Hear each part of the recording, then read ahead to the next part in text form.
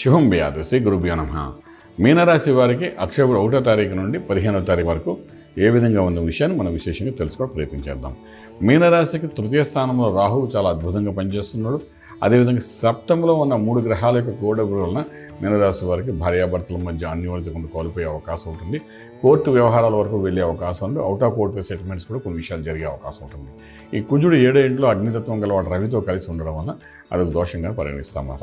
అష్టంలో ఉన్న శుక్రుడు యోగమే ఇస్తాడు, దోషం లేదు కాబట్టి భయపడక్కర్లేదు. అలాగే భాగ్యంలో ఉన్న కేతు ఒక అదృష్టాన్ని మనకు ఆల్మోస్ట్ చేతికి వచ్చినట్టు వచ్చి మిస్ఫైర్ అయ్యే అవకాశం ఉంటుంది. కాబట్టి కొంచెం ఈ మీనరాశి వారు అటువంటి వాటిని జాగ్రత్త పడాలి. ఉద్యోగరీత్యా చేసే ప్రయత్నాల్లో ట్రాన్స్ఫర్సు, తర్వాత కొత్త ఉద్యోగాలు చేసే ప్రయత్నాల్లో కొంత సక్సెస్ ఈ 15 రోజులు మనకు కొంత కనబడే అవకాశం ఉంటుంది. గట్టి ప్రయత్నాలు చేయండి, బాగానే ఉంటుంది. అలాగే మనకు లాభస్థానంలో గురు శని యొక్క ప్రభావం వలన కొంత ధన లాభము, తర్వాత ఉద్యోగాల్లో కొన్ని ప్రమోషన్స్ ఇవన్నీ వచ్చే అవకాశం ఉంటుంది. వ్యాపారం చేసేవాళ్ళు real estate, construction, steel, cement, iron వ్యాపారాలు చేసేవారికి ఆర్థిక బలం బాగా పెరుగుతుంది.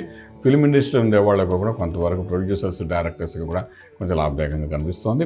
అలాగే మనం చూసినప్పుడు ఎడ్యుకేషన్ ఇన్స్టిట్యూట్ రన్ చేసేవాళ్ళు, కోచింగ్ సెంటర్స్ రన్ చేసేవాళ్ళు కూడా లాభదాయకంగా కనబడుతుంది. అగ్రికల్చర్, ఆర్గానిక్ ఇండస్ట్రీ రన్ చేసేవాళ్ళు కూడా చాలా బాగుంటుంది. ఎటొచ్చి మనం చూసుకోవాల్సిన సప్తంలో ఉన్న 3 గ్రహాల యొక్క ప్రభావం వలన భార్యాభర్తల మధ్య జరుగుతున్న ఈ అన్యోన్యత కోల్పోవడం అనేది కొంచెం సావధానంగా దాన్ని మళ్ళీ రీసెట్ చేసుకోవడానికి కొంచెం నమ్రతగా ఉండడము, గొడవలు పెట్టుకోకుండా ఉండగలిగితే చాలా బాగుంటుంది. ఇక్కడ మీరు మళ్ళీ చూసుకోవాల్సింది ఏంటంటే సూర్య ఆరాధన చేయడం చాలా ఆవశ్యకత పడుతుంది. ఎంత సూర్య ఆరాధన చేయగలిగితే అన్యోన్యత అంత బాగా చక్కగా ఉండే అవకాశం ఉంటుంది. అలాగే సుబ్రహ్మణ్యేశ్వర స్వామి యొక్క ఆరాధన కూడా చేయడం చాలా అవసరం పడుతుంది. ఇక్కడ ఆరాధన అనేసరికి అక్కడ సుబ్రహ్మణ్య స్వామికి అభిషేక ప్రియుడు కాబట్టి ఎంత అభిషేకం చేయగలిగితే పాలతో కానీ నీళ్ళతో కానీ అభిషేకం చేస్తుంటే ఆ అభిషేకం వల్ల కొంత ఆయన వల్ల అగ్నితత్వం కొంత బలహీనపడి మనకు మనసు ప్రశాంతంగా ఇవ్వడానికి అవకాశం ఉంటుంది. కాబట్టి ఆ విధంగా ప్రయత్నించేయండి, కొంతవరకు మంచి ఫలితాలు వచ్చే అవకాశం ఉంటుంది.